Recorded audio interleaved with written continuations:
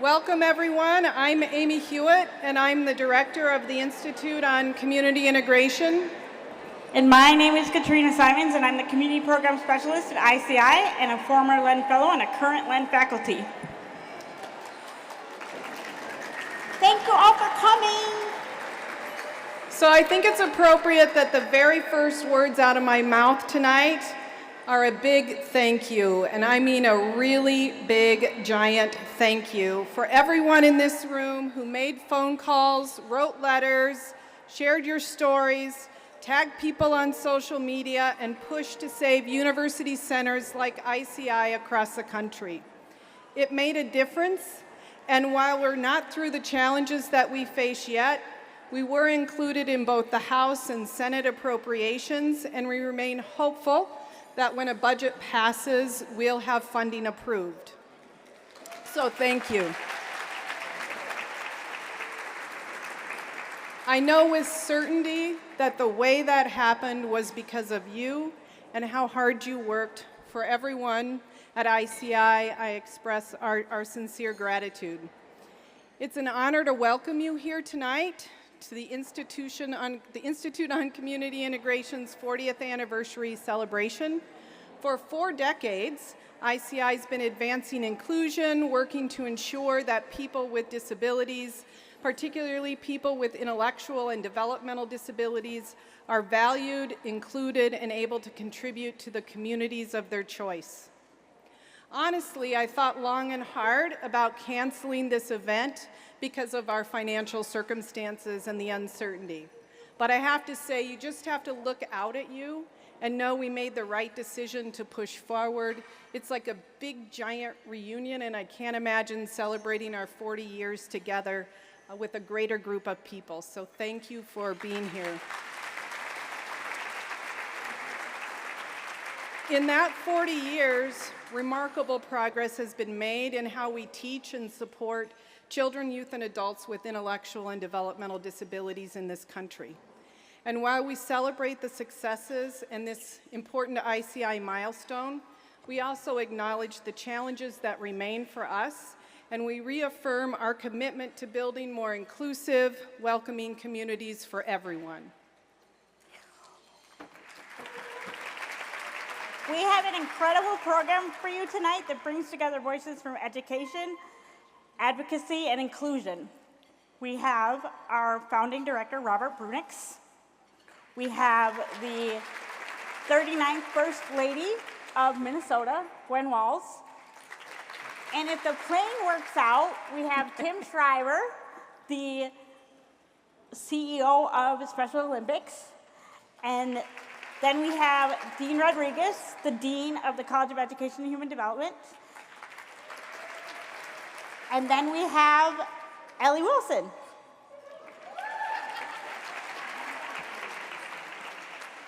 So it's a good lineup. Yep. I also want to acknowledge the many community partners here. You outnumber by far the number of ICI staff here, and I think that is just such a tremendous milestone for us to see us all together and to know that we were in this together. So thank you for being here with us. The music tonight is provided by Light in the Well. They are a Minneapolis-based nonprofit that uses music, education, and advocacy to bridge partnerships between people with and without disabilities.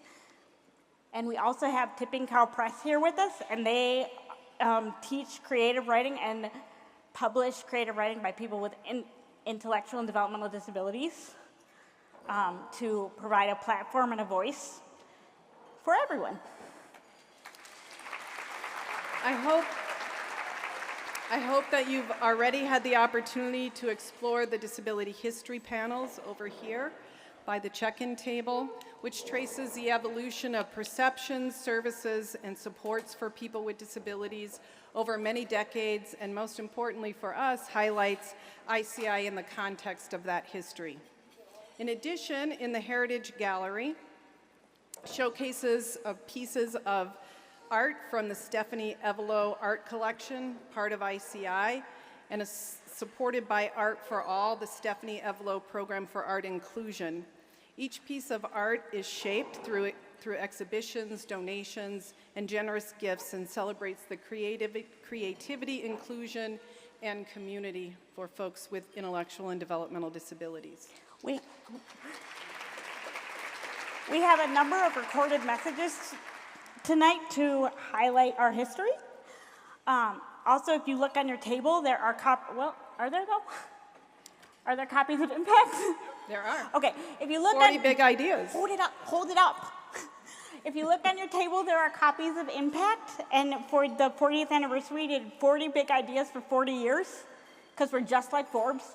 And if you don't get to it tonight, you can take it home. It's wonderful coffee table reading. Goes with any shape of coffee table. Thanks, Trina. And thanks to all of you. There are many people who contributed to this issue of Impact in the audience tonight, so thank you. Throughout the evening, we'll share recorded reflections of colleagues around ICI. You'll see history. I challenge my family sitting at a table back there. I guarantee you my son's not going to recognize his mom in one of those photos. For those of you who are less familiar with ICI, let me just share a little bit about us. Our mission is to collaboratively build and share knowledge so that people with intellectual and developmental disabilities and those facing similar barriers can thrive. We do this through interdisciplinary education and training, technical assistance, applied research, and wide-reaching dissemination. We work with individuals, families, educators, service providers, policymakers, researchers, and community members around the world. ICI is Minnesota's only designated university center on excellence in developmental disabilities and is home to over 70 projects and several affiliated centers that address disability issues across the lifespan. As we celebrate 40 years of advancing inclusion and look ahead to the future, we're reminded that our story is built on the people who have shared this journey with us. Your partnerships, friendships, and collaborations have certainly made everything possible. In your program, you'll find a QR code right here at the very bottom of the front page, inviting you to share your memories, reflections, and messages to inspire the next chapter of our work. We would deeply be grateful for you if you could take a moment tonight to add your voice to that future. Thank you for joining us in this celebration and for being an essential part of our ongoing journey toward a truly inclusive society. It's now my pleasure to welcome our Dean of the College of Education and Human Development. Surviving and thriving as a soft money center on a university campus is made more possible by having strong leadership and the support of a college dean. ICI has been really blessed over the years with a highly supportive group of deans, including Bob Brunix, our founder, Jean Quam, who served as dean for over a decade, and now Michael Rodriguez. These leaders have always had our backs, and we're so appreciative of that. Dr. Michael Rodriguez is the Dean of the College of Education and Human Development and Campbell Leadership Chair at the University of Minnesota, where he also serves as a professor in educational psychology. He's a fifth-generation Minnesotan and a first-generation college graduate. He co-founded and directs the Educational Equity Resource Center, fostering campus community partnerships to expand educational access and success. And beginning in January 2026, he will serve as an interim chancellor of the University of Minnesota Morris for a 2-year period. Michael, please come up.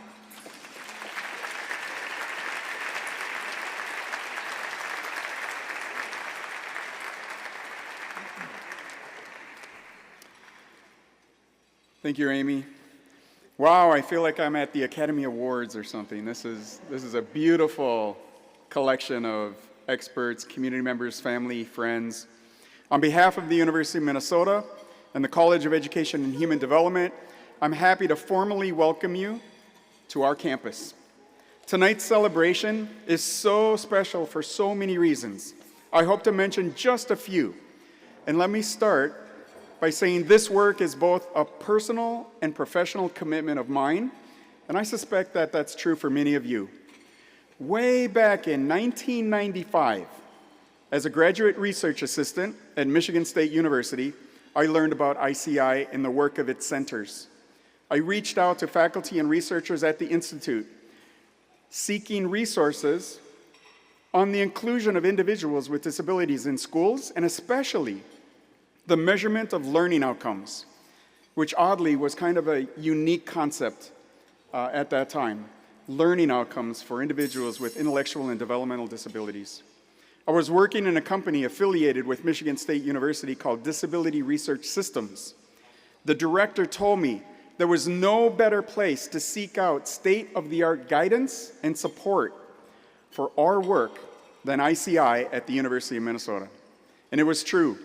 The level of responsiveness and support of my learning and my work was far more than I ever expected.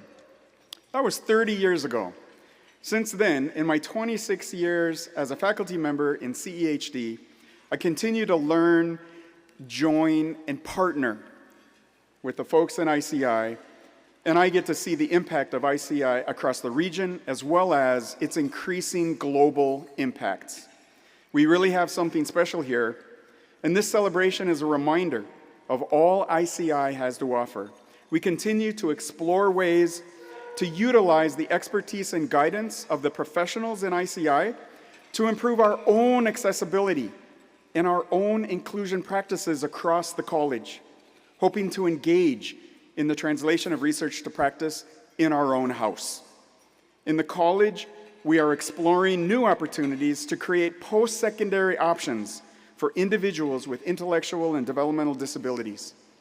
Who better to offer such opportunities than the University of Minnesota with the core support of ICI?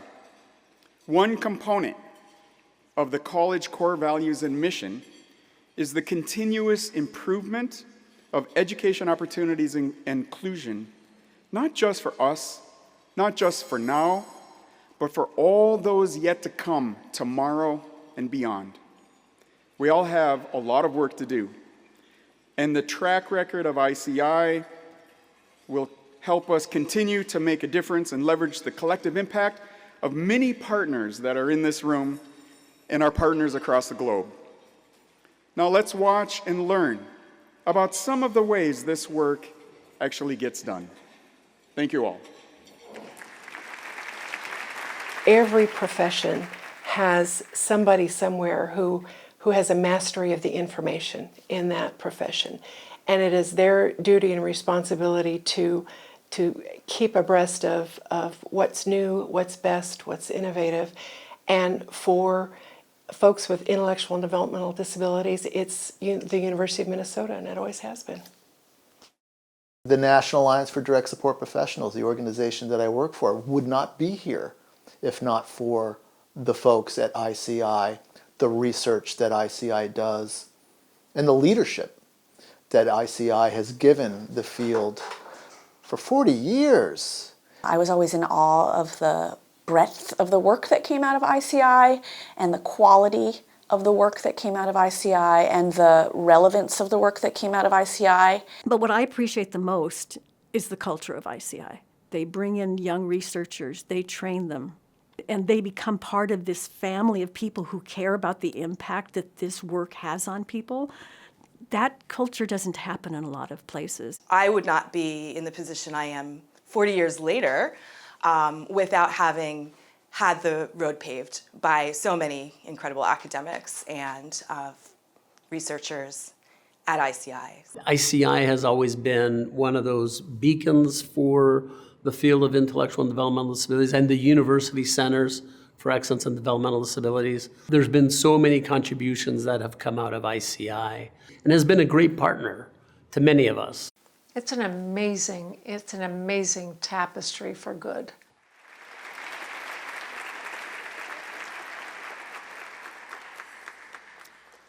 Now I'm really pleased to welcome my friend, colleague, and one of the best allies one could ask for, Bob Brunix.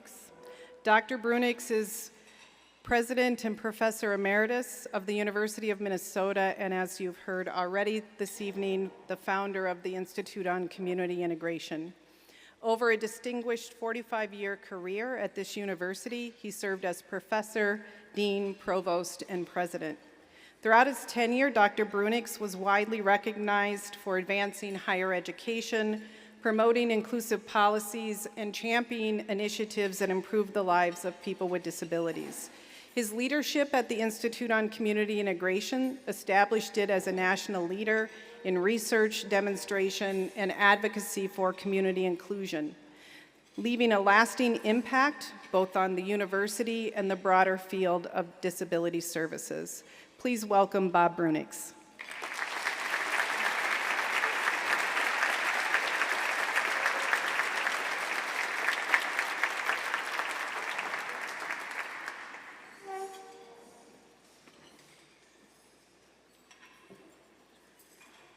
"40 years ago, I could move a little faster getting up here." Anyway, good evening, everyone. This is a third opportunity I've had to celebrate the 10-year anniversaries of ICI. I was asked to speak at the 10th anniversary, the 20th anniversary, the 30th anniversary, and now the 40th anniversary. Before you start thinking, thanks. That's been a labor of love. Before you start thinking, what's this guy still doing around here? I want to tell you how proud I am to be up here today and to have this opportunity to celebrate 40 years of phenomenal contributions through ICI and the University of Minnesota.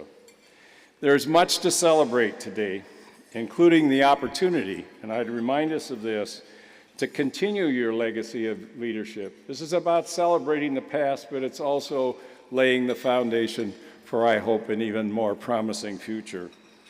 The leadership we need in our society to support full rights and full citizenship for people with disabilities and support for their families. One of my favorite quotes comes from the British author John Galsworthy. Galsworthy once said, "If you don't think about the future, you simply can't have one." ICI's journey started with thinking creatively about the future. In fact, it was in the downstairs of Pat T. Hall with mold in the wall and all the critters that climbed those walls. I can still remember them. But anyway, ICI really started this 40-year journey by envisioning a better future, one founded on core values and strategies needed to achieve full opportunity and full inclusion for people with disabilities in every aspect of everyday life, every aspect. I still marvel that these ideas have evolved into the National Center of Excellence we are celebrating here this evening. The journey started in 1984, some would argue a little bit before that, and it started with a $5,000 grant to establish a satellite to the University of Iowa. It may seem somewhat curious to you today that the early days were also challenging. At that time, most university-based centers were campus-based and clinically oriented with very limited contacts and connections with the communities of which they were a part. ICI's community-centered perspective, in my judgment, was ahead of its time. It may still be ahead of its time today. And it clearly was ahead of its time in comparison to the prevailing practices of centers like ours around the country. Consequently, in a reward for our creativity, we were required to submit applications every year for 3 years, with people hoping that we would give up, I guess, our quest to be a somewhat different center. Finally, in 1988, we had full funding and full status as a university-affiliated center, now called the Center for Excellence. I've long believed that compelling values and commitment to service reside in the very heart of successful organizations and communities. The pursuit of values and aspiration also requires steadfast leadership. C.S. Lewis once noted that mere change is not growth. Growth is a synthesis of change and continuity. And where there is no continuity, there is not growth. This evening, we celebrate the growth and the contributions of ICI, its 40-year journey founded upon transformational core values and continuity provided by a community of leaders, students, talented staff, dedicated directors and faculty, and the broader community that has guided and supported this organization through the decades. ICI has had exceptional leaders and directors. Scott McConnell asked me to give his regrets. He had a family commitment and he can't be here today. David Johnson and now Amy Hewitt. They have provided the continuity so necessary for continued growth, change and renewal, and accomplishments. One of these leaders, David Johnson, served as ICI's director for 20 years during its period of phenomenal growth and impact. Also, David was a significant national leader in renewing and expanding the National Centers of Excellence program and rebranding this marvelous network of resources across the nation and around the world. And now Amy Hewitt, an exceptional leader who has been a member of this community since her graduate school days, is guiding ICI to new levels of excellence and contribution. I think we are truly fortunate to have her creative and steady leadership.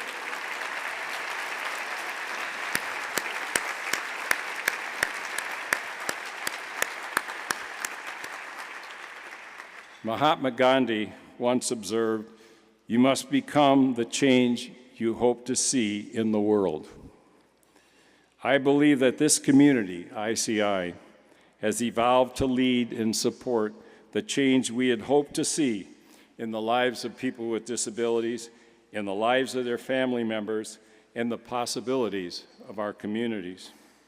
On this 40th anniversary, we celebrate how far we've traveled, but we also recognize that our work is not yet finished in realizing that initial vision and the initial mission and the aspirations that we all share together this evening. Now, I was only given a little bit of time, so I've exhausted all my quotes and all my allotted time. So congratulations. You represent the very best of the university's land-grant heritage, its public responsibilities, and its public commitments. I'm looking forward to your invitation to celebrate the 50th.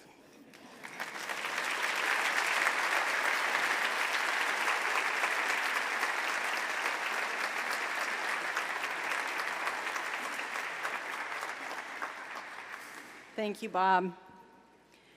Next, it's my honor to introduce First Lady Gwen Walz.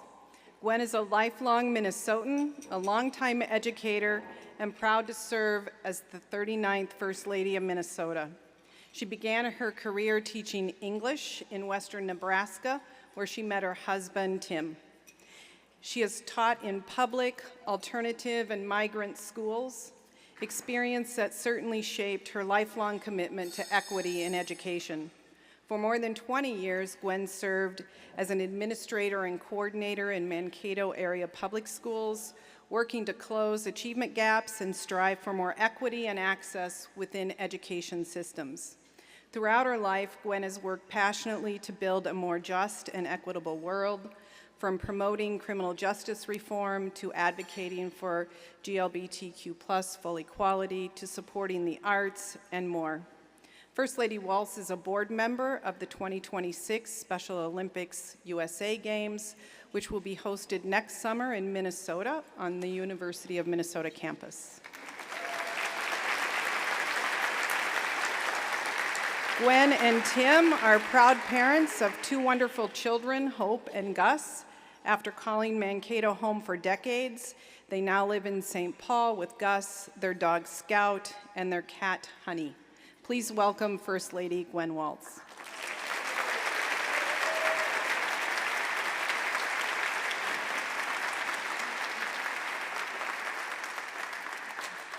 Thank you so much, and good evening.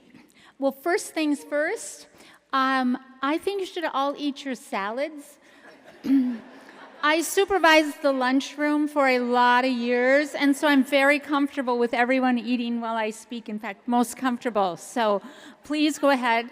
Or if you're like me, I always eat my dessert first. So you could go, you could do that too.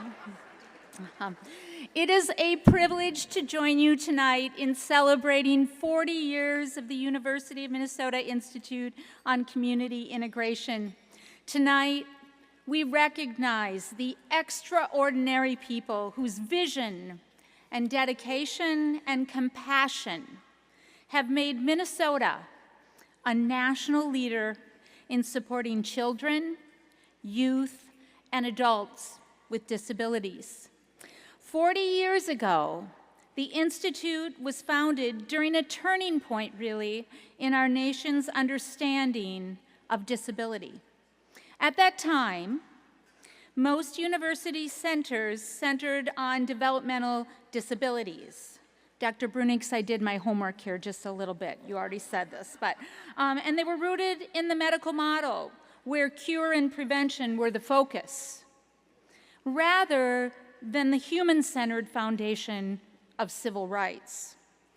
Under the leadership of Robert Brunix, who would later serve as this university's president, the Institute was built within the College of Education and Human Development and brought forward this human-centered vision and mission that we call our own. So tonight, as we gather to celebrate and recognize 40 years of leadership, innovation, accessibility, and inclusion, let me say this out loud. Minnesotans need you more now than ever.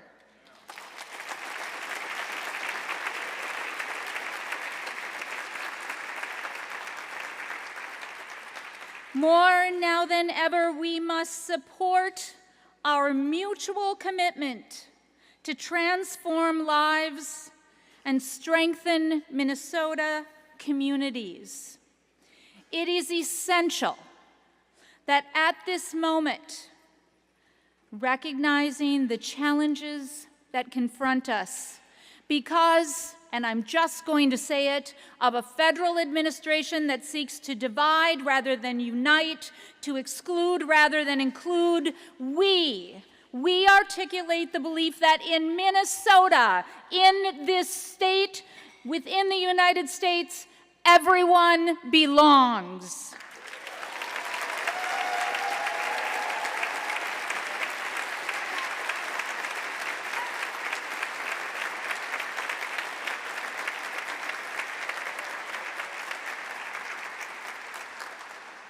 And this idea of belonging and opportunity and value and inclusion, this is not a destination.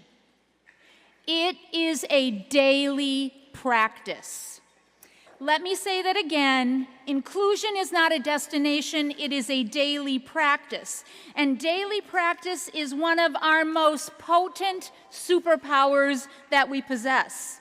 What we do and how we do it each and every day becomes a part of our makeup, of our state's makeup, part of how we think, who we become, who is at the table, and how we get things done.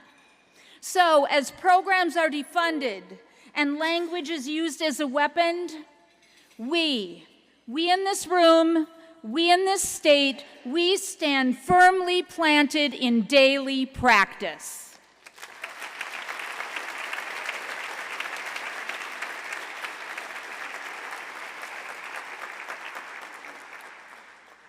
Legacy of Leadership Minnesota has always been at the forefront of disability rights and inclusion.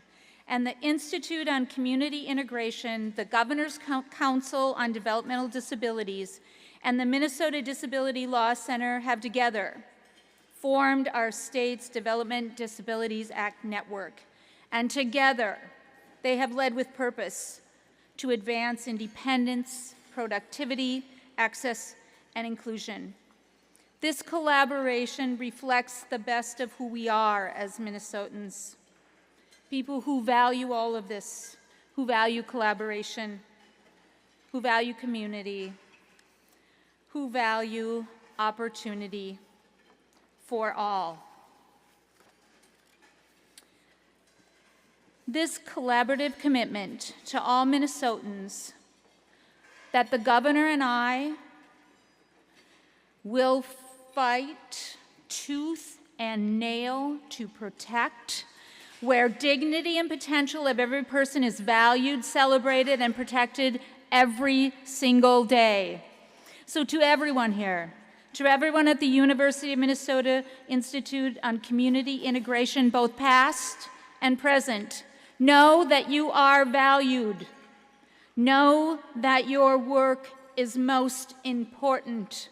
And let me say this again, know that Minnesotans need you more now than ever. So keep up this incredibly impactful work. Let's do this together.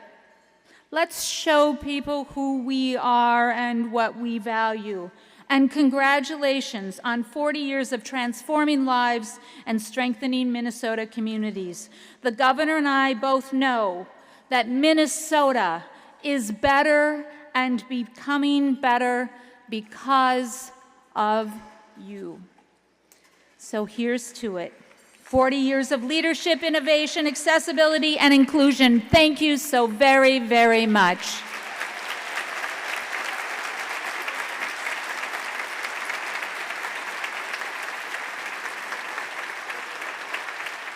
One of the things that is a hallmark of UCEDS, that they're based in universities, but it's not ivory tower.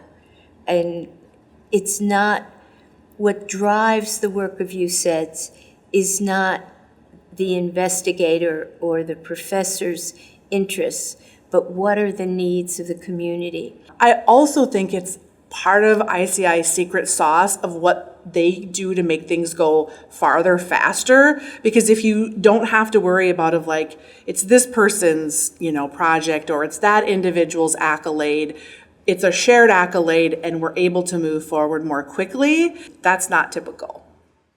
It harkens back to what universities need to be, is a bridge to the community, and bridges run in both directions.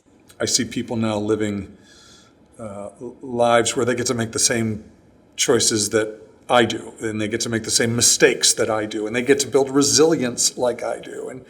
And all of this stuff comes from a place not very long ago, 4 short decades ago, where health and safety was the only thing to focus on. There was no such thing as dignity of risk. Our job was to protect, protect, protect. I would like you to join us in the fight to be included in the communities in which we live, because if we're not visible, people will think that people with disabilities belong in the boxes, belong in the group homes, and don't need to be seen, don't need to be heard. But we all have something to say. It might come in different forms, and that's okay.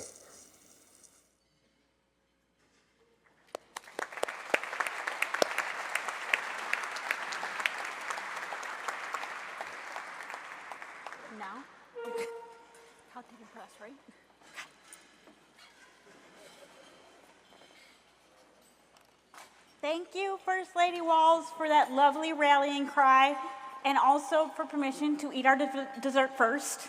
It's always good to have it.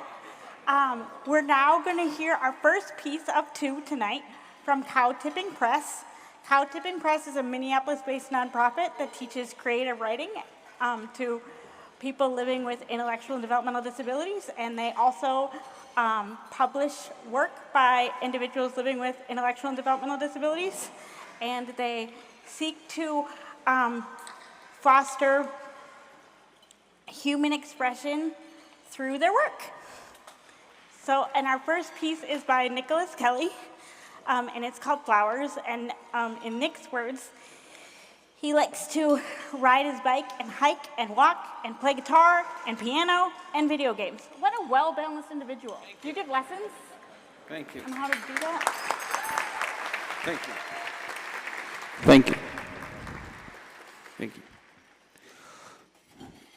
I'm Nicholas Colley. Flower. I am a flower. I see a yellow flower.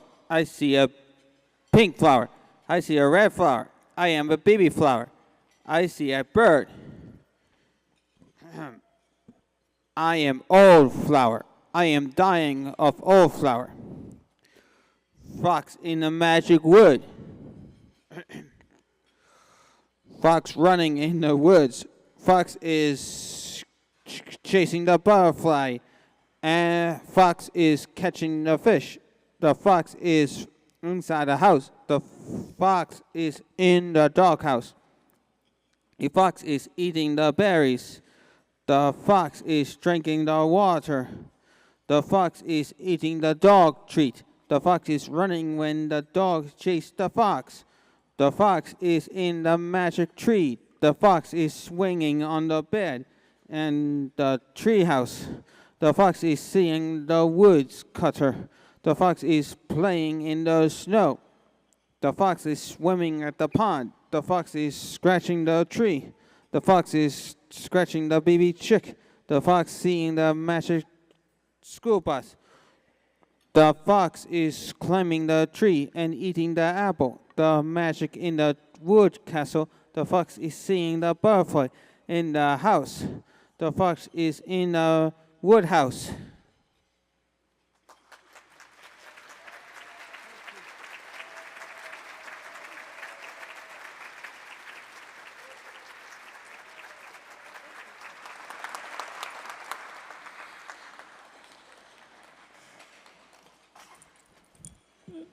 Thank you very much, Nicholas.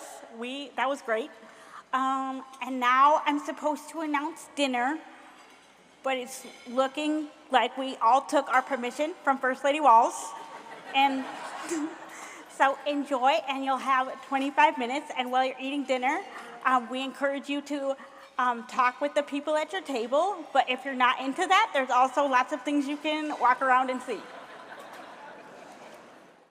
Hello to everyone coming together to celebrate the 40th anniversary of the Institute on Community Integration at the University of Minnesota. Thank you to ICI Director Amy Hewitt, in addition to having a great name, she does a great job, as well as the staff, fellows, student supporters, and disability community members who have contributed to 4 decades of success. We all know that ICI is guided by a great vision: to create a world where all people have the opportunity to belong, participate, and contribute.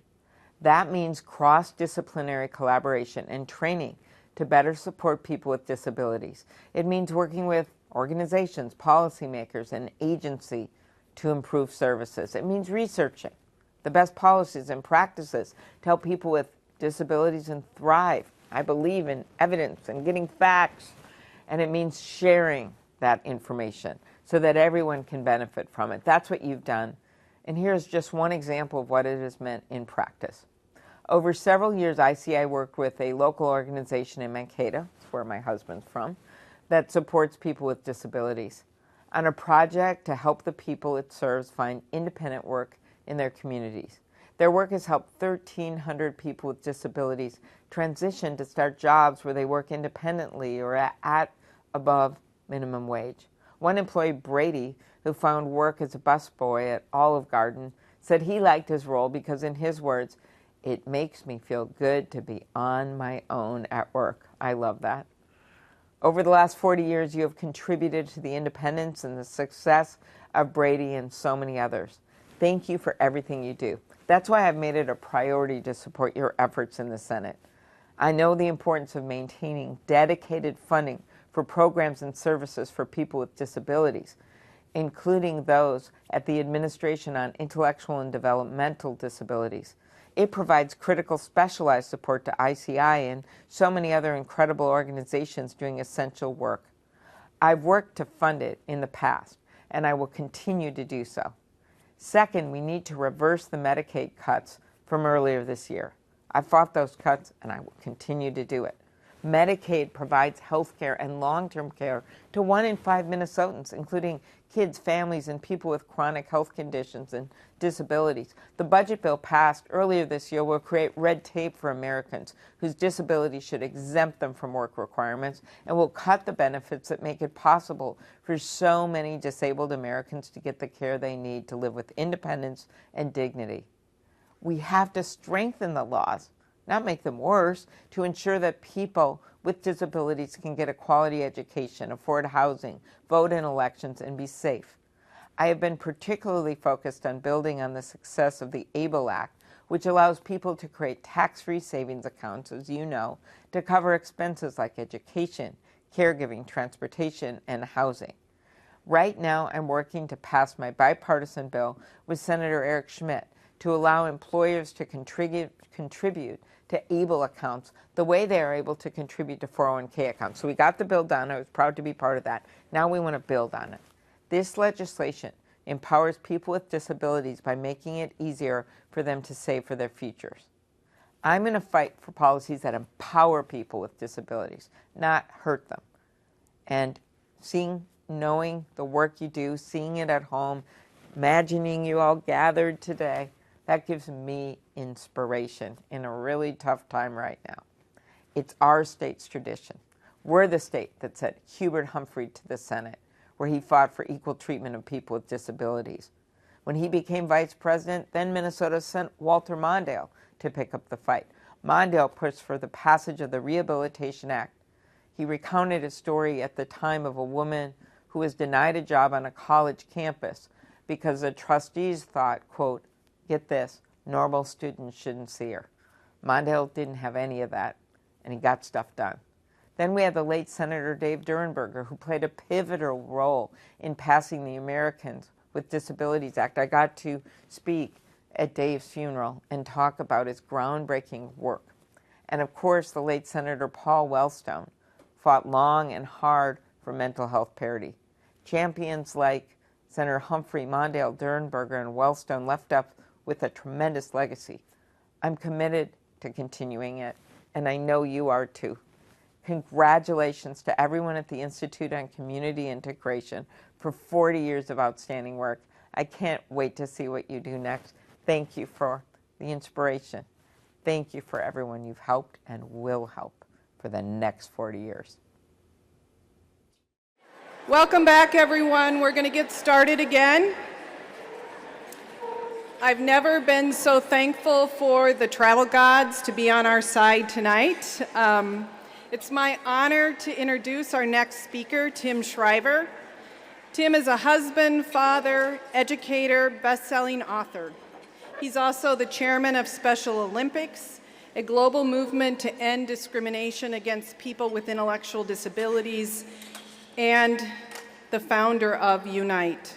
Building on his family's legacy of advocacy and rights and inclusion of people with intellectual and developmental disabilities, he's expanded Special Olympics from 1 million to more than 6 million athletes in 170 countries.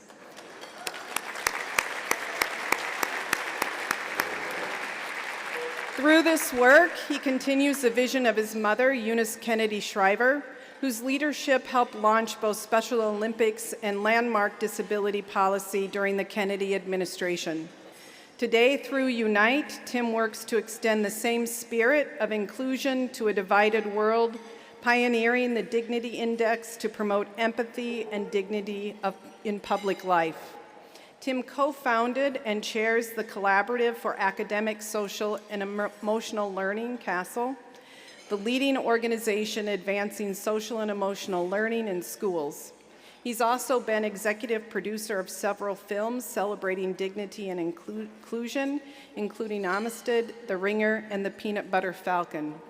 He is the author of a New York Times bestseller, Fully Alive, and the co-editor of The Call to Unite, Voices of Hope and Awakening. Please join me in welcoming Dr. Tim Shriver.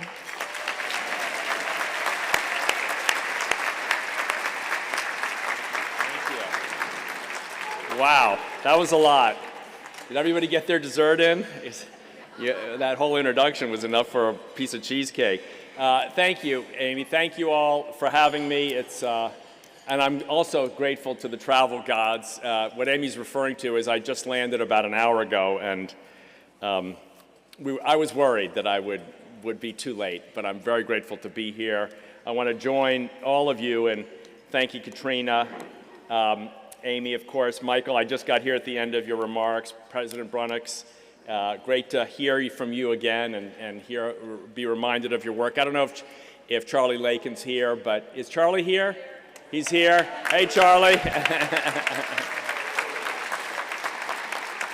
I did my doctoral studies in special education reading Lakin and Brunix and all these guys and learning. No, I mean, it's an interesting, we think about the generations. First of all, I'm not that much younger than they are, but they were just way ahead of me in terms of schedule. But this institution that has been led by these distinguished scholars has had such an important role in the education of a generation of special educators like me, who learned about loneliness and mental health and intellectual and developmental disability, who learned about deinstitutionalization, who learned about community supports, who learned about normalization theory, all because of the scholarship and work coming from the community through the university and back out to the world, and not just, as the First Lady said, not just nationally, but internationally. So I am really grateful and honored to be part of a gathering of this importance and for an institution of this importance tonight, and I congratulate all of you. I want to also just quickly thank the First Lady for her remarks. I also want to thank Mackenzie and Chloe, who are here with her. We had a wonderful conversation at our table about inclusion, and we'll talk a little bit more about that, because it's a good word. We all use it, right? But this is a group of people who are interested in scholarship and research and translating research and action. We don't always define it that well.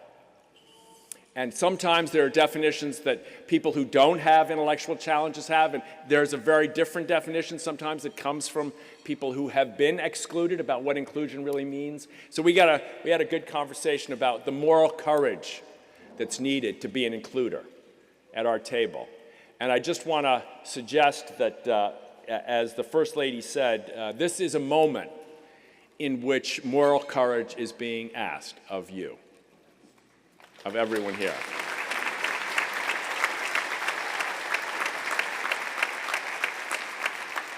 I wish it weren't so, but it is. And, I don't want to try to get all into the higher levels of rhetoric here, but there will be a generation. I don't know, Bob, if you'll be here 40 years from now. Maybe you will for the 80th anniversary. But there will be a generation here 40 years from now. And they will tell stories the way we're telling stories of 20 and 30 and 40 years. They'll tell stories of now. And it's up to us what story they're going to tell.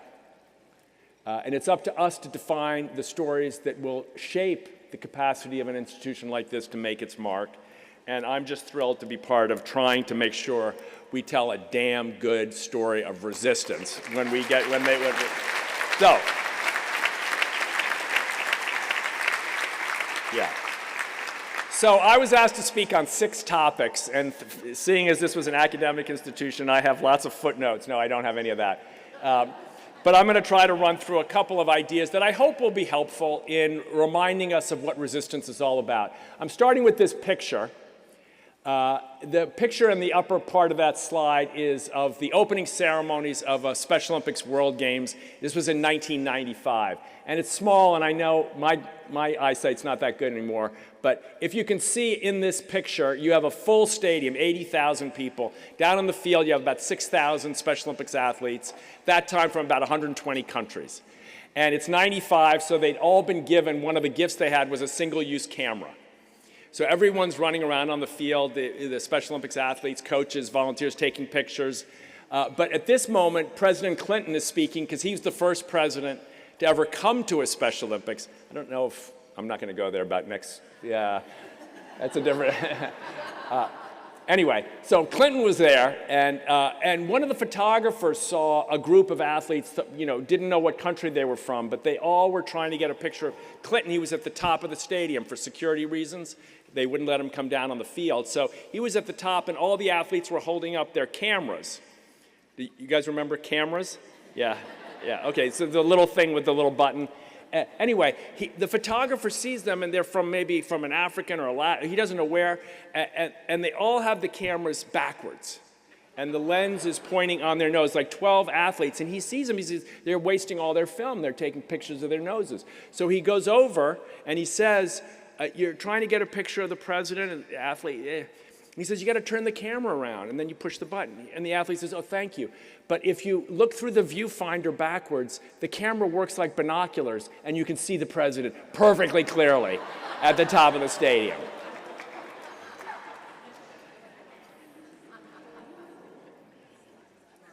We get each other wrong a lot. 40 years of vision, I hope, is a reminder that how we see often determines what we see. And sometimes in that story, the photographer was so eager to tell it because he knew he'd made such a profound mistake. Because he'd looked over and he'd assumed because of the label, they don't know. He assumed he could be the helper. And yet, in that moment, his entire worldview was changed because he realized how badly he was misjudging something that seemed obvious. We misjudge each other a lot.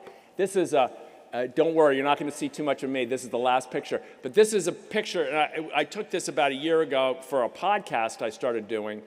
And when I finished it, the guy comes through, and it was a little coffee shop, and the guy says, is anyone that comes in with a big cowboy hat on, cowboy boots and a silver belt buckle and blue jeans, anybody ever tell you, you look like a Kennedy? And I said, I've heard that before. And he said, well, that must really piss you off, eh?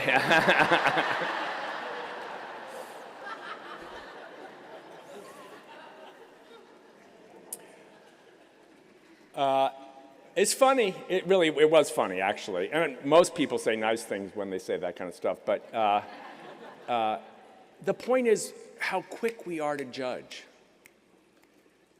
All he saw was a little bit of a visual. And he jumps through the hurdles to the humiliation of someone of a different political party. It's obvious to him, right? It was so easy for him to be able to reach this conclusion. But it's not always funny when we misjudge one another. This is the picture, and we have a little bit of history here, 40 years. I'm going to give you 100 years. This is a picture of my mom and her family. On the far left of this picture is my mom, Eunice Shriver. Next to her is the future president.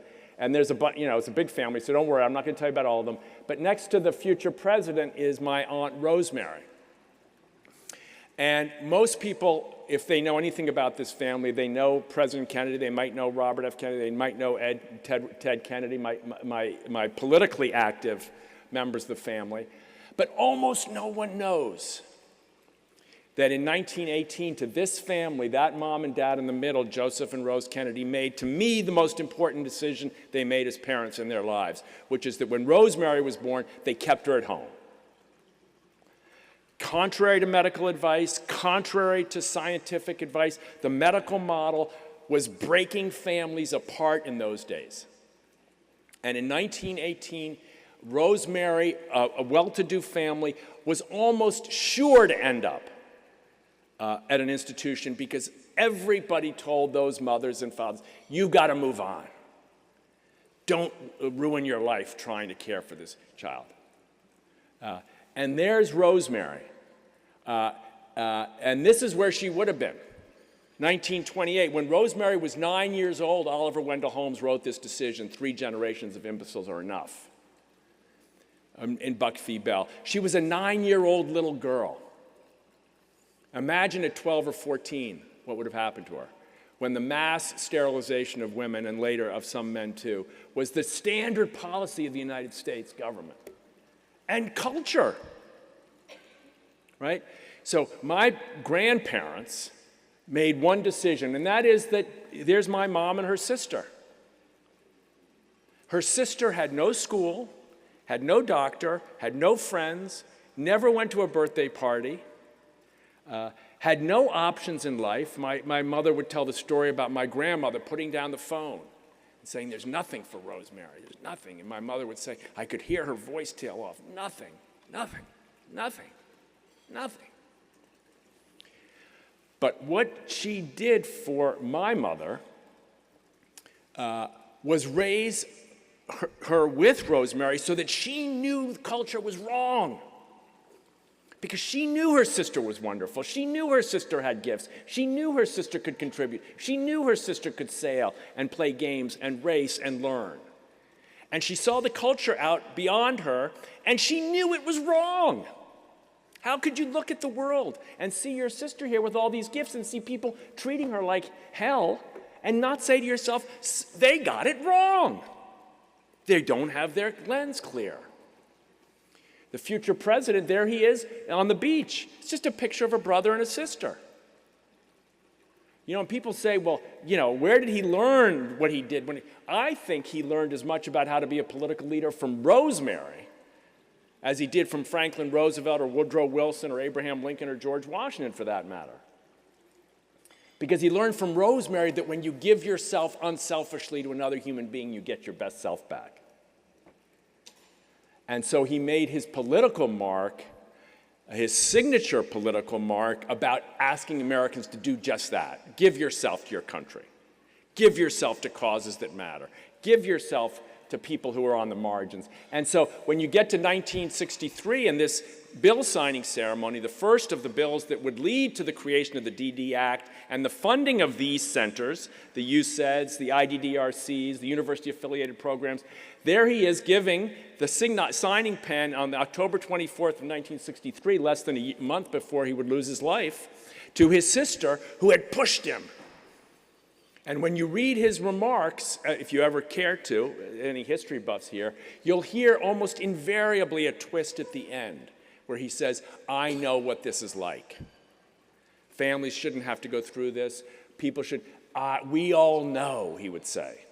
Never admitting, never suggesting, never talking, never using, if I dare say it that way, his sister's concerns and issues, but always alluding to the fact he knew what he was doing by trying to change the culture. So we have, you know, in my view at least, my mom continuing on this. This is a picture in 1962. Now think, 1962, suburban America. Children from institutions. Mother called my mother in 1962 and said, there's no summer camp for my kid. And after she'd heard that one time too many, she said, oh yes there is. You bring your kid to my house. I'm going to have a summer camp for your kid at my house. She was lucky enough to have a big field and a swimming pool. And in 1962, this young boy coming from an institution in Washington, D.C., was swimming in the pool of the sister of the President of the United States. Darn it. You know? So this one act, you know, people were talking at our table. People come up to the First Lady all the time. What should I do? What should I do? What should I do? Well, how about get in the pool? You don't know where it's going to go with a single act of resistance. You don't know where it's going to go when you do one great study. You don't know the people you're going to affect. Someone's going to walk by that pool and say, I want to do that too. And today, 6 million athletes in 190 countries run in 60,000 events a year. 99% of the workforce is volunteers. Are you kidding me? 1 million athletes in India? Not because they were there, but because the energy radiated from there through millions and millions of people who just did their part, who also ran, who also taught, who also coached, who also swam, who also skied, and who also now are planning the USA Games for Minnesota next summer. So,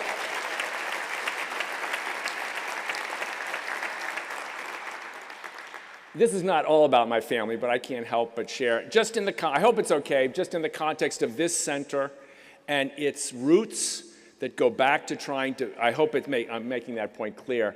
I'm not going to skip all this. Let me just say a little bit about the current moment. It's the backdrop of all we're facing now. Cuts in funding, cuts in a sense of safety, cuts in a sense of hope and optimism. In my view, our country runs the risk of having normalized a culture of contempt.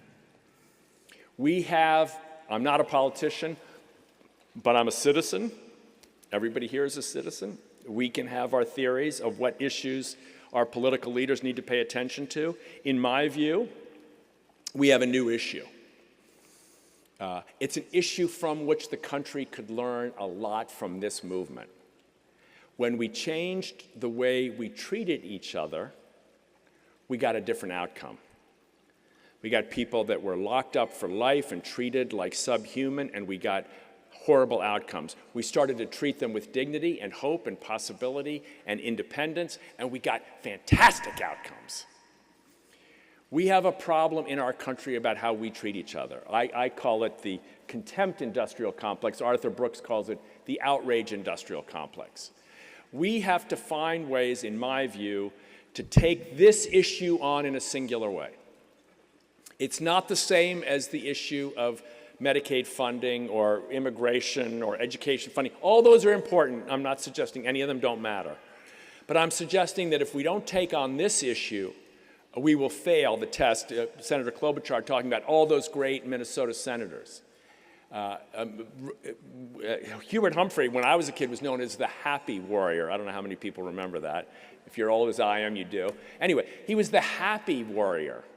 And he captured the excitement of the country by being someone who treated people well in almost it seemed like almost all the time. So we've got this contempt problem, and I'm going to skip all this, and it's tearing us apart.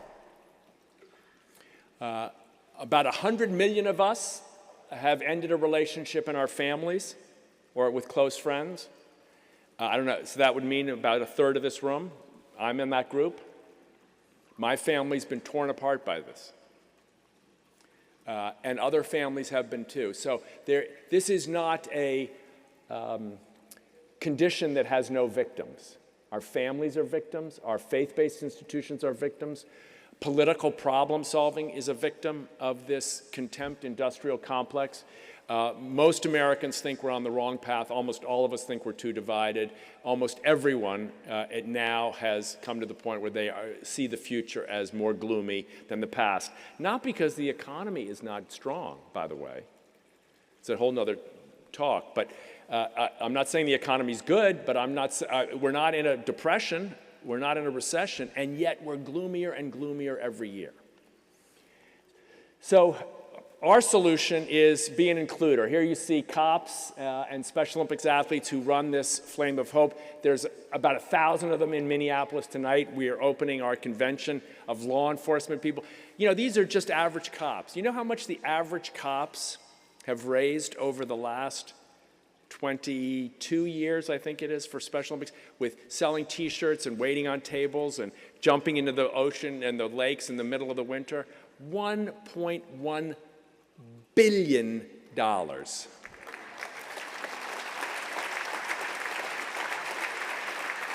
No big corporate suites, no big, Gates Foundation, no, none of that. Average people saying, I want to be an includer. I want to treat people well. I want to stand up for people who don't get treated well. That's really the magic of all this. So we built, there's some scholars in the room I know. So here's the thing. We're not going to, I'm a teacher, so I'm a little bit tempted to spend like 45 minutes on this, but I won't. But here's what I want you to know. In order to address this issue of contempt and trying to learn from the long legacy of people, all you in this room, about how we can heal relationships, we built a way to score how you treat someone when you disagree with them. And it has inter-rater reliability, and we're close to very high validity scores on this. So this is a scale of 1 to 8, and it allows you to score when you talk to your spouse or your colleague or your scheduling colleague or your teenage child. It allows you to score how you treat them. Did you treat them as a 4? They're just not quite as, you're not quite as good a person as me. You know, we're better. We're better than those people. Or a 3, you know, actually, it's not just that we're better, we're good, they're not. Those are, you're behaving badly, you're a bad, you know, or you a 2. They become evil, those people. It's us or them. There's not room for both of us at this university. They gotta go. They're evil people, they're bad. They're bad news people. They gotta, or is it a 1? Violence is warranted. Dehumanizing violence. On the top of the scale, 5, 6, 5 is like equal time. Okay, honey, you get to say your say, then I get to say my say. I don't necessarily want to hear much more from you, but you get 2 minutes, I get 2 minutes, that's enough of it. That's a 5. I'd call that listening. 6 is a little more than listening. 6 is curious. You know, I know we don't agree, but let's talk about this. I bet there's something I bet there at the root of this, we've got some common ground. 7 goes beyond curious to what I'd call humility. A 7 has this quality of being open to being wrong. I want to talk more about this because I think I know but I might not know. I want to understand where we don't agree.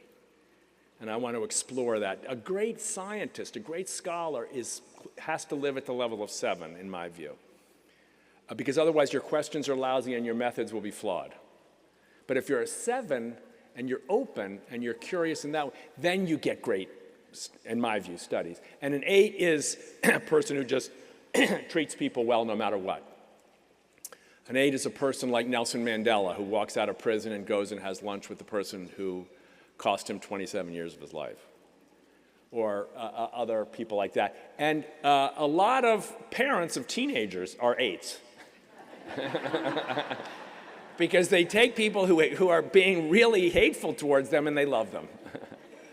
So if you've had a teenager, you know what an 8 is like. So don't say it's this superhuman thing. So the reason I share this with you is because in my work, what I tried to do 6 years ago when I left my day-to-day role in Special Olympics to people smarter and better at it than I would be, is try to take the lessons from this work, from the healing of relationships, from the bridging of difference, to normalize the differences on both sides. From that work, what could I do for the country? And this is what we came up with.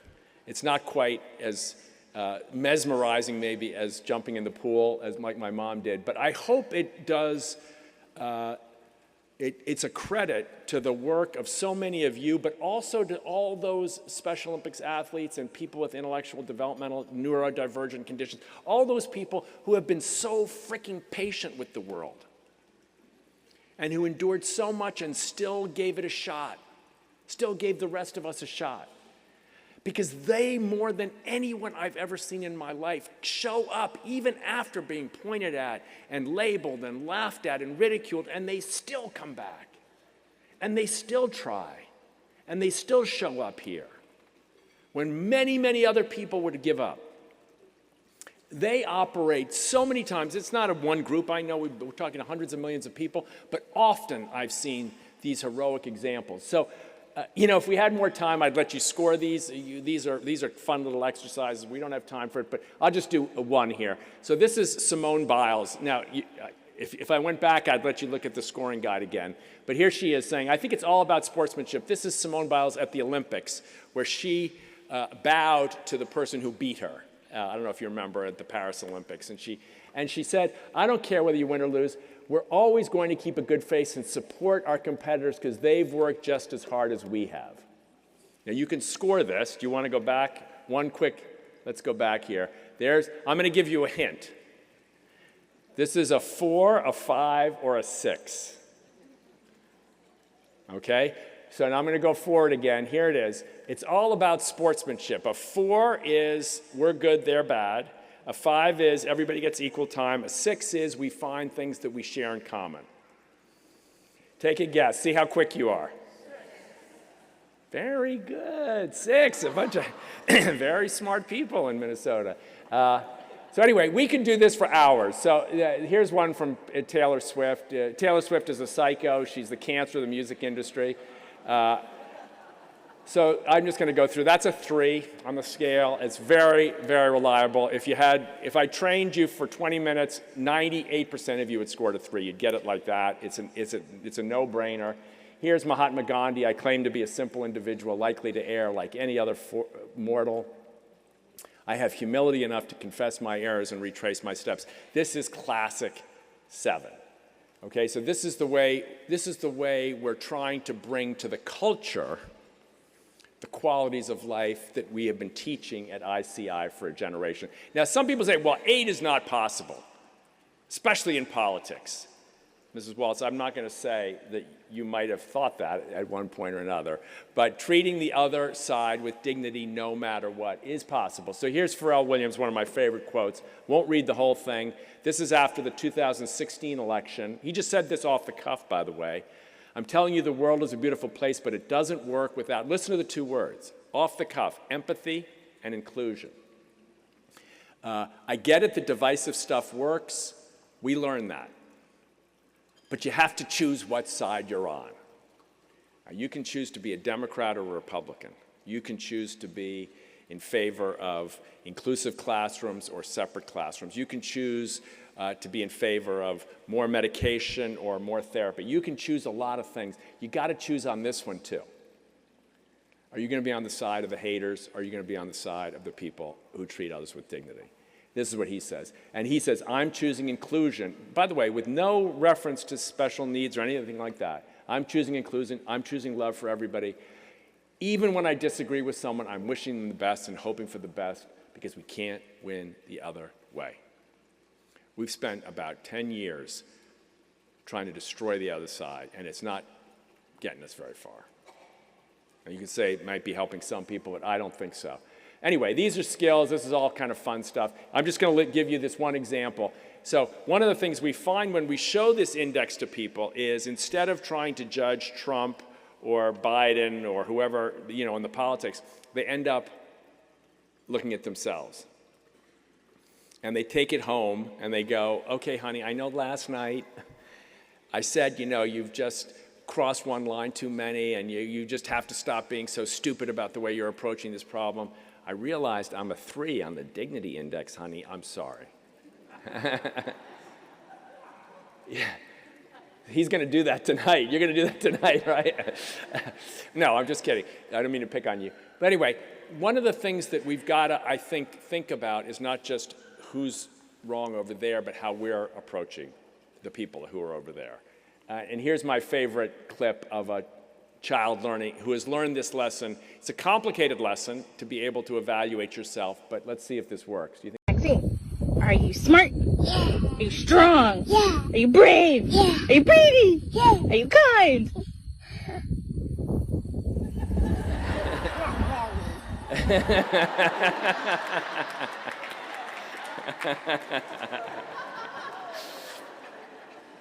Now that's a self-aware human being.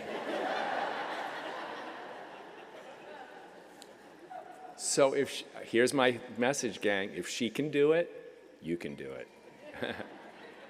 We can be honest where our weaknesses are. We don't have to broadcast them to the world, but we can be honest, and we can try from a place of honesty. I'm going to skip this, but I'm going to go back to this one. So one woman came up to me and said, at the end of a presentation about 6 months ago, I don't know what to tell you. I used to say I hated hateful people. Now, be honest.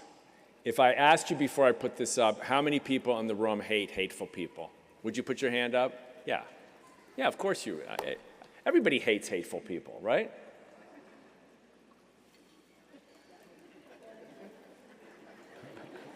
Wait a minute. Hold on. Does that mean we're hateful people because we hate hateful? Yes. The cancer spreads in disguise. Hatred and contempt almost always are disguised as self-righteousness and moral indignation. I don't hate the people, I just hate him because of what he's doing. It's outrageous what she's up to. Someone has to stop her. She's an evil, vile human. If you posted that on Facebook, everybody would go, great job, Tim. What beautiful. I love the way you give it to him. Fight, fight, fight. You're condemning hateful, vile people by being hateful and vile. So this is just an offer to you. Now, I don't know how much, do we have time? This is like a Ted Lasso clip. I don't think we have time for it. So we're going to skip. But there's a lot of good. I mean, we can go back to it if there's, I don't know what the schedule is tonight, but we don't, I don't think have time for this.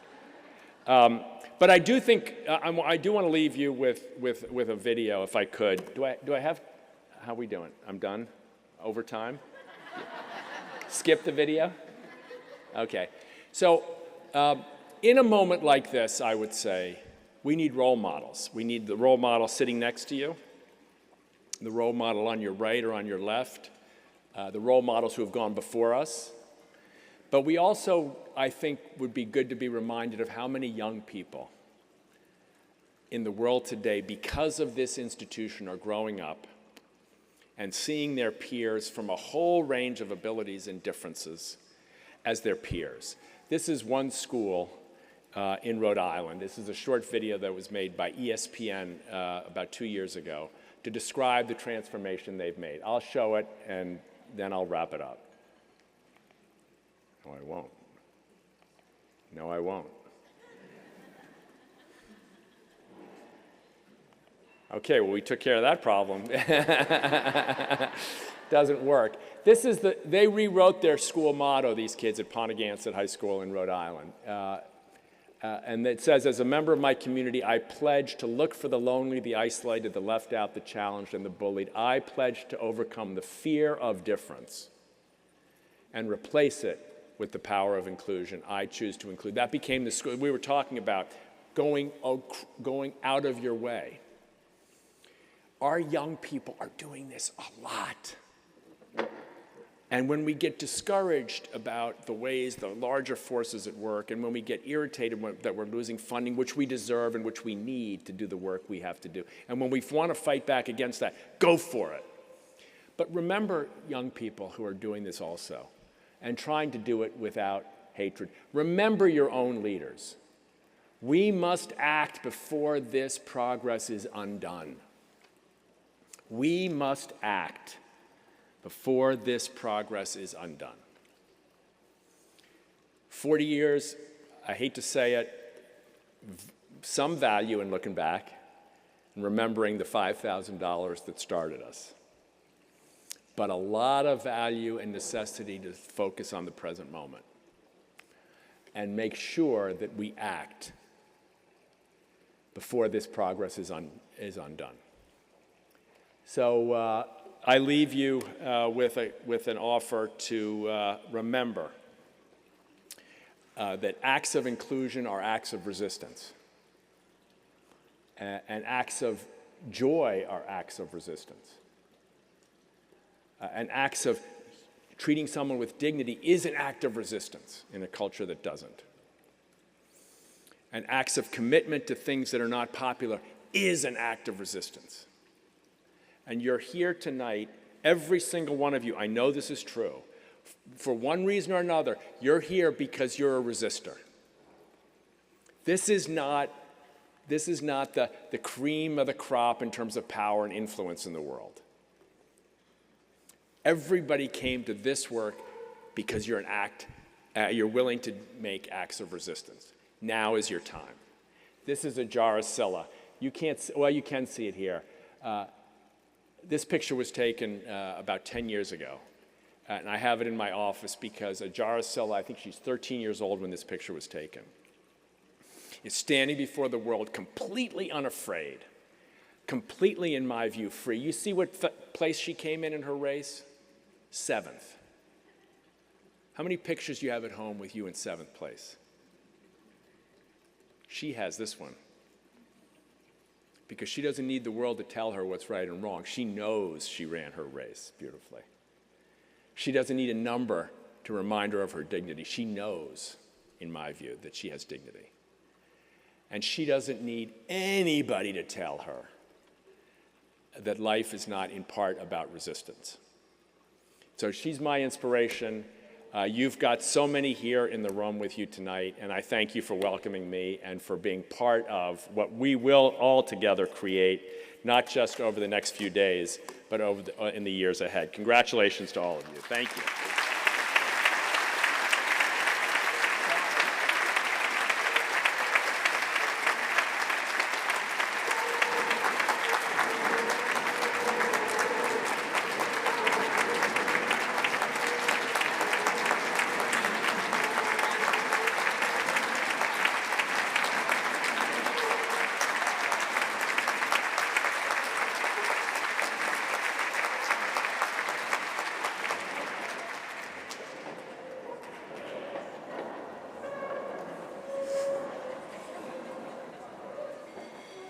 Thank you very much, Tim, for that very moving message. Also, ICI is really into scales. So we're probably going to look at that scale of dignity and like make 50 different copies of it in 12 different colors.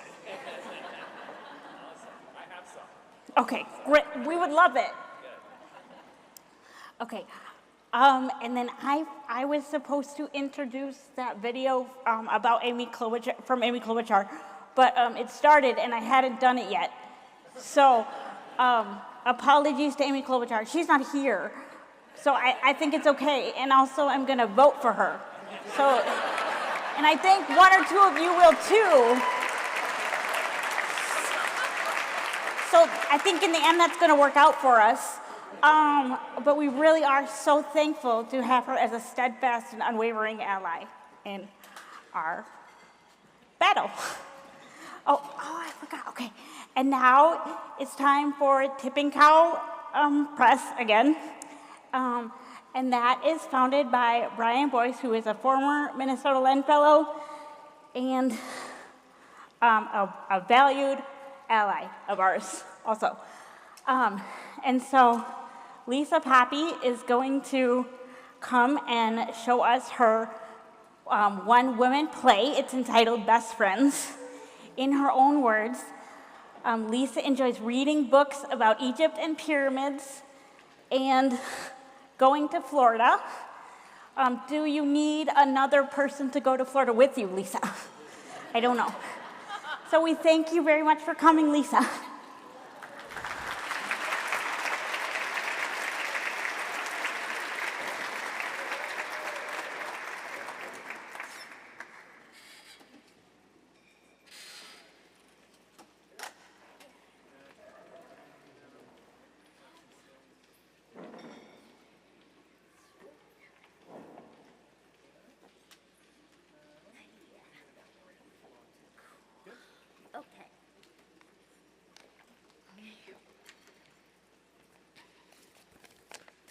Cool.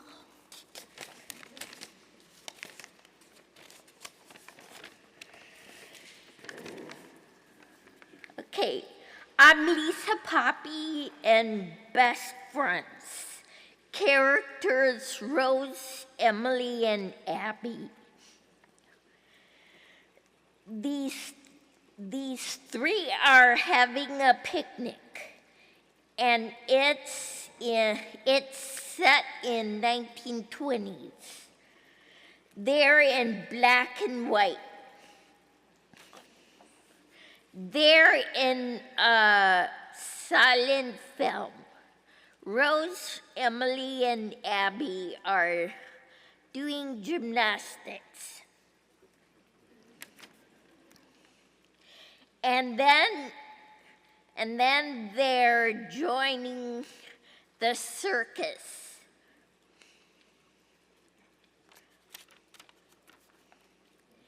After that, and they didn't have clowns. They just had Rose, Emily, and Abby as the performances in the circus After their gymnastics. Rose, it's really fun doing gymnastics before the circus. Emily.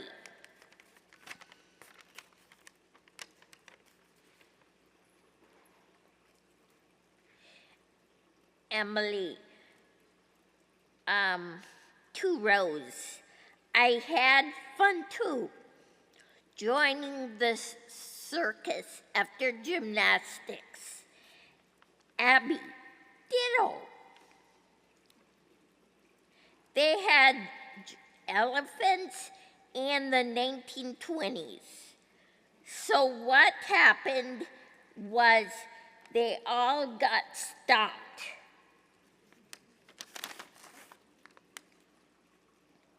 And poor Rose, Emily, and Abby all died by elephant accident,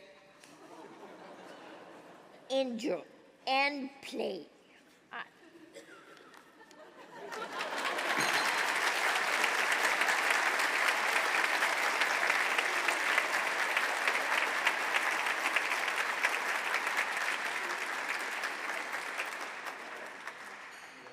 Yeah. Thank you.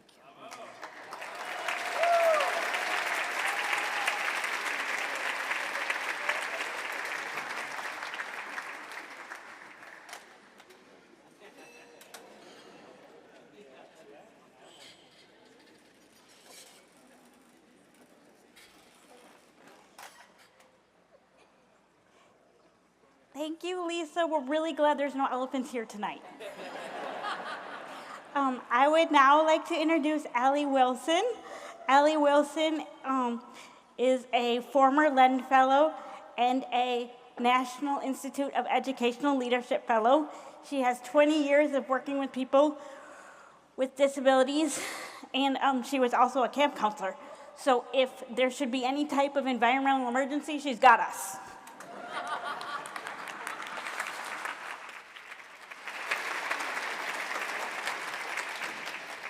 All right. Hi, everybody. My name is Ellie Wilson. I'm the Executive Director of the Autism Society of Minnesota. And you might be thinking, what the hell are you doing following a group like this? When I took this gig, I was not aware I was going to be following a Kennedy and an elephant massacre. So I decided to keep it tight this evening, and I wrote a letter to the ICI that I've written here, and I'm going to read. Hello, ICI. It's always a pleasure to spend time with you. Thank you wholeheartedly for giving me the chance to be part of your celebration. It is always a privilege to remark publicly on what you experience privately and authentically. And I have a lot of appreciation to share with you all this evening. Now, I am the niece of Sue Swenson, the cousin of beloved and departed Charlie Swenson. Charlie was one of my older cousins, which means he was part of my life and family from the moment that I was born. And I innately and naturally adored and looked up to him, in the way any kid cousin would. For most of my young life, he and his family lived 1,000 miles away from mine, and admittedly, I only barely understood the example he set and the advocacy he inspired. I didn't have enough perspective then to understand that I shared DNA and Thanksgiving pie with leaders who were in great company with some of you in this very room, reshaping expectations and inclusive policies that supported those with disabilities locally, nationally, and around the globe. My own great story of love for the disability community became more established after, it's true, I became a camp counselor in young adulthood. 19 years old and remarkably green and tremendously naive, I stumbled into a really wonderful camp in Lake Country, central Minnesota, that was completely committed to disability joy and validation and celebration, a place that I now understand was designed universally to accommodate a broad spectrum of need, including the physical, social, and emotional needs associated with a wide range of disabilities, intellectual, developmental, and otherwise. I got a taste of the culture of disability then, and I was immediately and irrevocably taken by the undeniable value and importance of those who simply were just lucky to come to this place, not served in others. And it made me hungry. In 2010, I was a public health master's student here at the U of M, right down the street. And I was known amongst my classmates and professors as the autism girl. That was not an assignment. There was not an assignment, a project, a discussion, or an exam in which I did not try to bend the lens of public health curriculum towards my interest in autism and disability. And while I was allowed and technically supported in doing so, I admit that I often felt a little disconnected from the application of public health that I envisioned learning, hoping to align my passions with my forthcoming career. Thank goodness, I then found the LEND program. I wish I could remember exactly which one of you passed me the application. I owe you a huge thank you. But the LEND program was where I felt my advanced and professional education officially began. I was matched to amazing families with unique, compelling stories full of nuance and grit and resilience and talent and humanity. I got a front row seat to the diagnosis process and all the ways in which we endeavor to improve access to those processes through collaboration in key clinical and education programs. I took my first ever class in disability policy advocacy and my first ever visit to the disability policy seminar in Washington, D.C. that same year. Maybe most valuable of all, I enjoyed the weekly lectures that systematically reviewed autism, disability, and resource structure from so many interdisciplinary lenses. Public health, yes, but also rehab services, primary and specialty healthcare, mental health, social work, education, workforce development, and cultural intersection. Those lectures are still some of those that stick with me still, forged as core memories in making my first deep dive into perspectives that I had experienced with my heart, but not with my mind. Later, I actually had a short stint working directly for the ICI in one of their research teams, the Research and Training Center for Outcomes Measurement. I was introduced to my first ever accountability framework for those supporting disabled people, and my principal researchers entrusted me with planning trips around the country, seeking feedback from disabled people with lived experience, as well as the esteemed network of colleagues that you saw in the videos tonight, helping to drive their ideas to create the very operational definitions for success they thought and deserved. I met people around the country then whose work I admire still, and in that time, I had a desk at Pattee Hall alongside hardworking people with and without disabilities where I could peek into the work that was done across all sectors of the ICI. And I was completely proud, and still am, that I was ever a part of that team. Eventually, I found my way to the Autism Society of Minnesota, where I've been executive director for almost a decade. And even now, I think the ICI's greatest influence is happening for me still. I have the privilege of working in an enormous diversity of spaces, and am thankful every day for the interdisciplinary sessions that prepared me to function meaningfully across intersecting fields. I am thankful that in almost every collaborative initiative I'm a part of, I find myself in the company of LEND fellows and ICI colleagues, and that foundational connection to LEND clears the path to defying silos, shared ethics and philosophies, and collaboration in solving problems and building programs. I'm thankful for all the resources, the data, the facts, and the stories that underpin all the messages I try to carry to the autism community through media, through training, through events, every day, week, and month of my career. I am thankful for the many ways that ICI lends its spaces and resources to my organization for community building, directly opening itself, not just for colleagues, but for community members. I'm thankful that I have found mentors that guide me still, and that the communities of practice that mentor is offered generously and modeled inclusively, not just in good times, but in difficult. And boy, are the times difficult. Like ICI, the Autism Society of Minnesota, amongst probably many others in this room, despite history, despite credibility, despite reputation and impact, despite thoughtfulness and leadership and devotion, we are faced with unprecedented uncertainty that challenges us and opposes us. I know I'm preaching to the choir, and I know we all know this is just not right. But this sets the table for my final thank you of the evening. Thank you, ICI, for being a generator in the dark. Thank you for your deep roots and your firm ground. Thank you for your insistence on dignity and inclusion. Thank you for your hard work, for your vision, for your moral courage, and for being the backbone of this powerful community that you have built. I know every single person in this room hopes you feel our admiration, our resolute support, and our deep gratitude. Cheers to you for 40 years. You are worth celebrating in light or dark.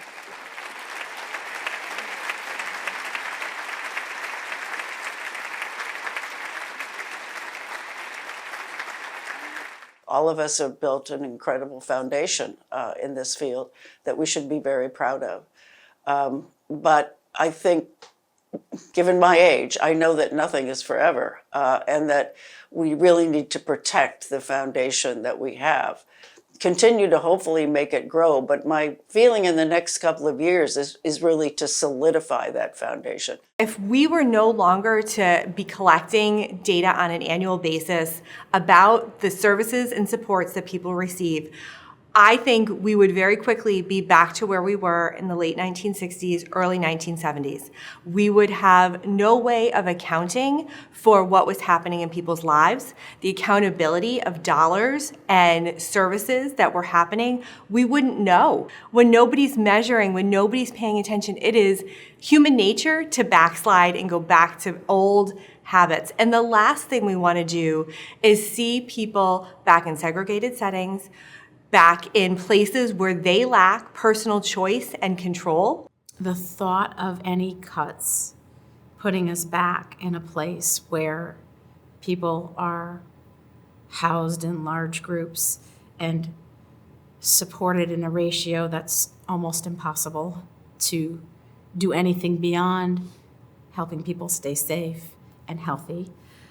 I just can't imagine stepping back in time like that. We've made so much progress. We can't go back. Things were very, very different 40 years ago, and they're clearly going to be even much more different 40 years from now. I think the real test will be the continued innovation, adaptability, and how do we incorporate what is new into the values that we have held for decades to make sure that people are valued, supported, and can live their lives according to their own aspirations. Keeping clear on a mission over 30 years has probably been as instrumental as anything to furthering the work we do. There is not a person in ICI that is not clear on what this place is about. It's been a wonderful career for me. I could ask for nothing more. Where can you work where you can choose the type of work you really want to do based on the opportunities, as well as being able to work with very incredible people who share that same passion with you.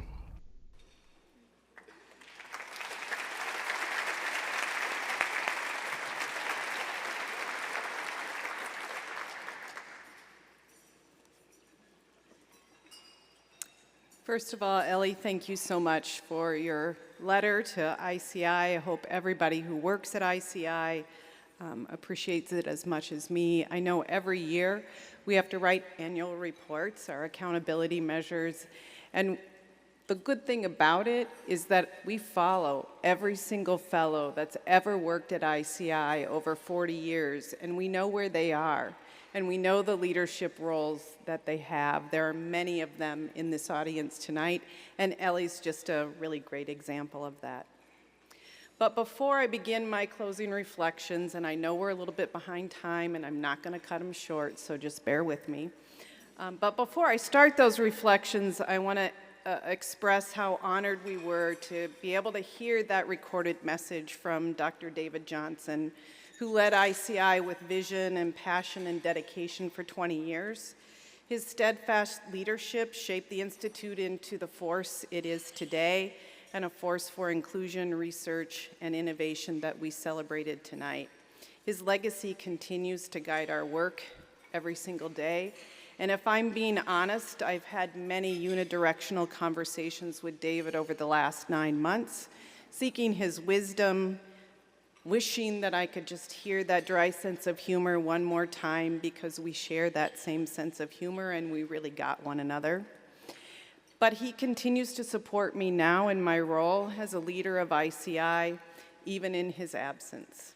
Thank you, Sharon, Travis, Andrew, Andrea, for joining us tonight to celebrate ICI, and this is a celebration of your loved one, too.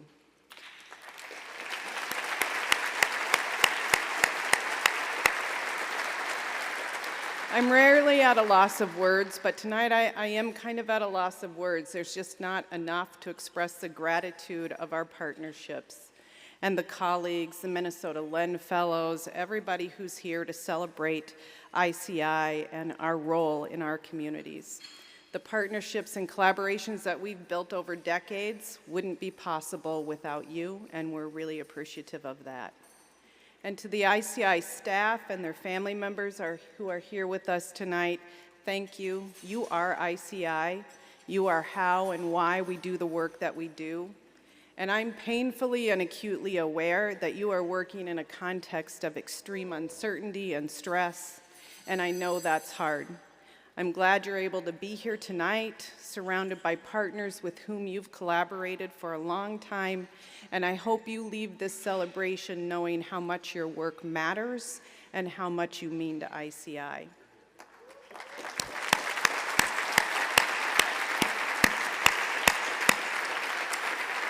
And a special call out to our events manager, Nick Fernholtz, and the fabulous, Nick, I don't know where he is. He probably hasn't eaten or enjoyed listening to anybody because he's running around making sure everybody's where they're supposed to be doing what they're supposed to be doing, but thank you. And to the fabulous ICI staff who served on the planning committee, Jerry Smith, Connie Burkhart, Mary Hoff, Jessica Baldsley, and all the volunteers who were here very early today helping us put this together. Thank you.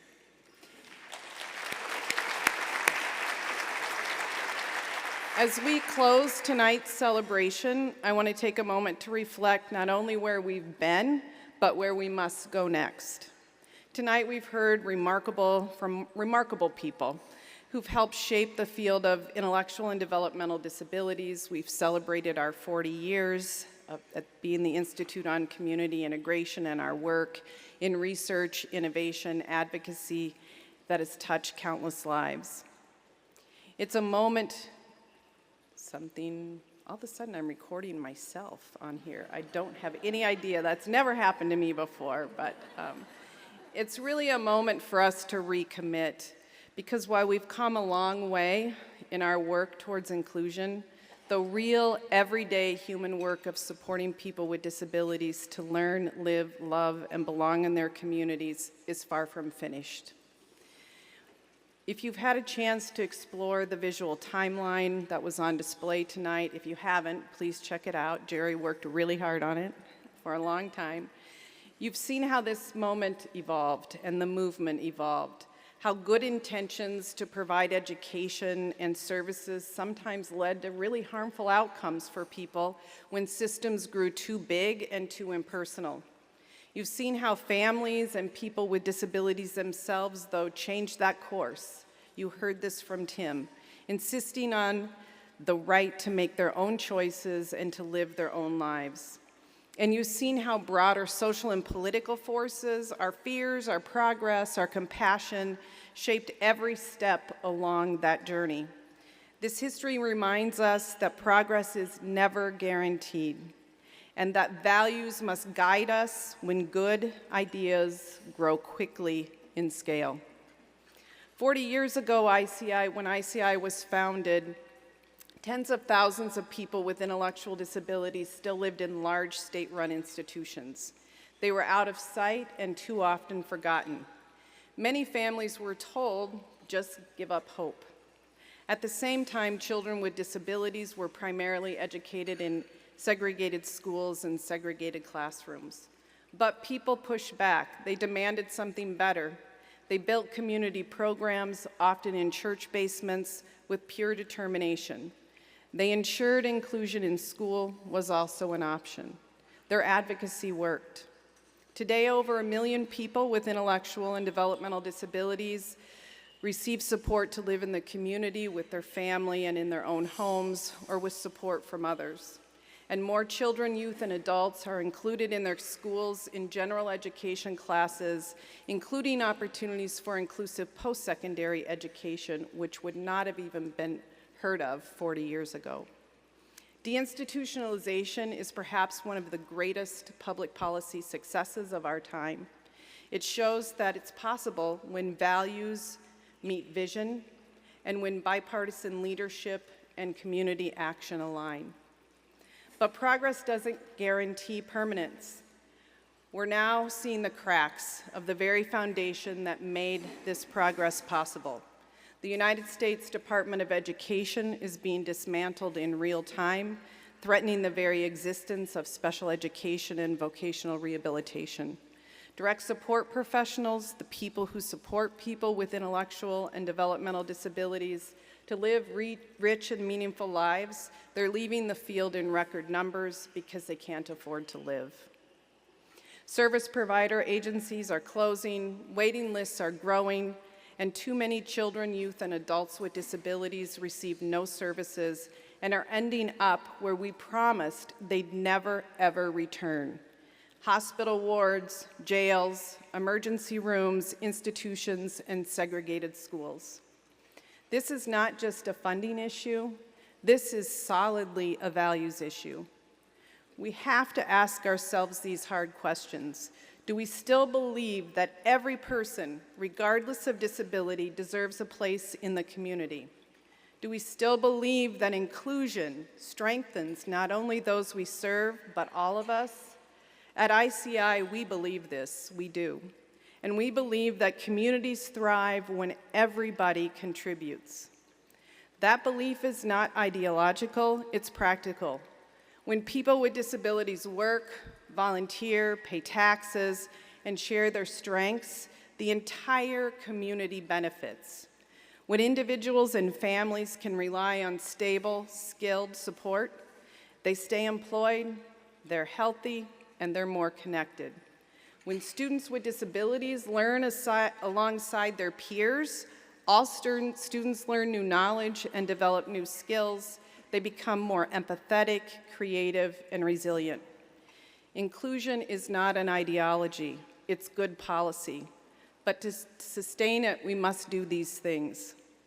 We must build and respect the workforce that makes inclusion possible. This means we have an obligation to ensure there are enough professionals in health, allied health, education, social work, and so many other disciplines. People who are trained and able to provide culturally responsive services specifically to support individuals with intellectual and developmental disabilities.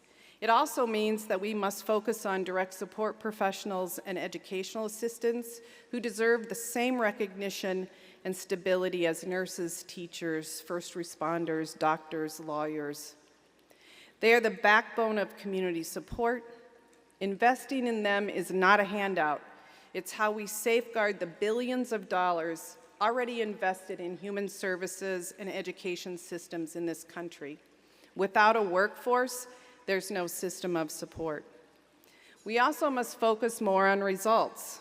Too often, programs are judged by compliance and minimum requirements rather than outcomes. Did somebody get a job? Did they build a new friendship?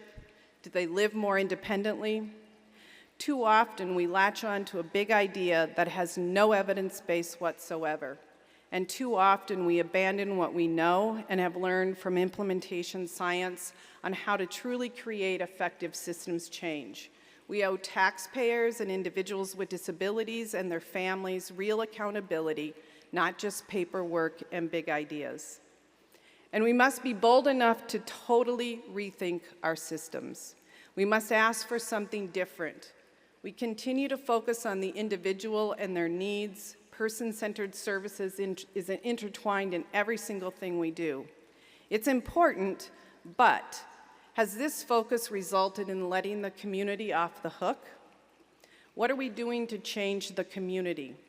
What are our expectations of businesses, of neighbors, of faith communities, of recreation centers, of artistic communities? We must set expectations and hold these entities accountable for inclusion too. The long-term services and support system outside of schools that people rely on are still funded fundamentally through a health insurance program that's rooted in a medical system of the 1960s. We just keep asking for more of it. Why? Disability is not a medical condition to be treated. It's part of the human experience to be supported.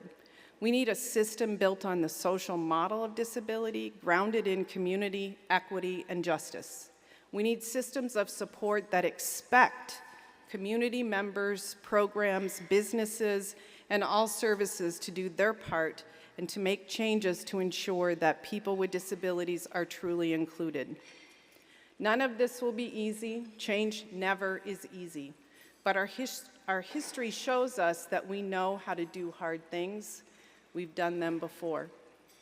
This work has always united people across divides, Republicans and Democrats, families and professionals, people with and people without disabilities, because it's about something deeper than politics. It's about the America we believe in, where every person, regardless of ability, can live with dignity, purpose, and belonging. And that's a value we all share. As federal support for the DDAC network faces uncertainty and the Department of Education is being dismantled before our very eyes, let us remind policymakers and the public alike, this is not a special interest. It's a common good. Stronger families, healthier communities, smarter use of public dollars, and a nation that honors the promise of equity for all. The Institute on Community Integration was founded to help fulfill that promise. For 40 years, we've trained thousands of incredible leaders, we've informed policy, and advanced practices that have reshaped what inclusion looks like. But our next chapter, the one we begin tonight together, must be even more courageous. We must listen even more deeply to people with disabilities and their families. We must use our research not only to show what works, but to move hearts. We must tell the story of why we think this work matters, not just in data, but in the lives behind that data. Because in the end, inclusion is not achieved by programs or policy alone. It's achieved through relationships, human to human. It's built when neighbors say, you belong here. When employers say, you work here. When policymakers say, we will stand with you. That's what's next. So as we leave tonight, let's honor our past, not with nostalgia, but with resolve. Let's make sure that 40 years from now, when another generation looks back, they'll say, they didn't give up. They built something lasting. They made belonging real. Thank you. Thank you for being here.